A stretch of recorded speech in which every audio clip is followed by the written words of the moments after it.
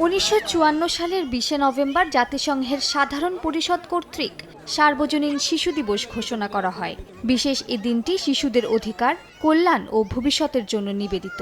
এবারে শিশু দিবসের প্রতিপাদ্য বিষয় ভবিষ্যতের কথা ভেবে শিশুদের অধিকার আদায়ে সোচ্চার হওয়া। তবে এবছরের সার্বজনীন শিশু দিবস একটু অন্যরকম।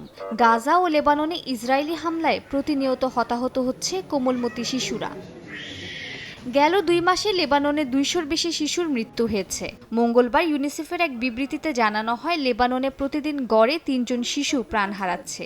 আর গাজায় তো 1 বছরের বেশি সময় ধরে শিশুদের ওপর বর্বর হামলা চলছেই। এ পর্যন্ত গাজায় প্রায় 43,972 জন প্রাণ হারিয়েছেন। নিহতদের মধ্যে 17,400 শিশু। গাজায় গেল 1 বছরে নিহত শিশুদের বয়সের ভিত্তিতে একটি তালিকা প্রকাশ করেছে কাতার ভিত্তিক গণমাধ্যম আল জাজিরা। শুধু গাজা লেবানন নয়, বরং বিশ্বজুড়ে যুদ্ধবিধ্বস্ত অঞ্চলে প্রতিনিয়ত বেঁচে থাকার লড়াই করে যাচ্ছে শিশুরা। সুদানে প্রায় 50 লাখ শিশু বর্তমানে গৃহহীন। এছাড়াও ইউক্রেন যুদ্ধে প্রতি সপ্তাহে 16 জনের বেশি শিশু হতাহতের ঘটনা ঘটছে।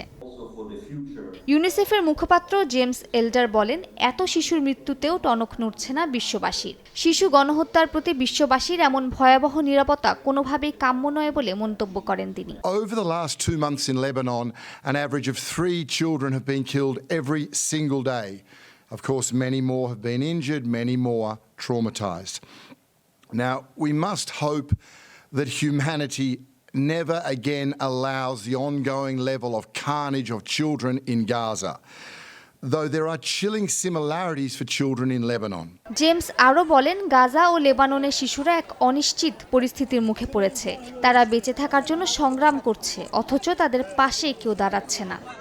মালিহা সুরাওয়ার্দী, সময় সংবাদ।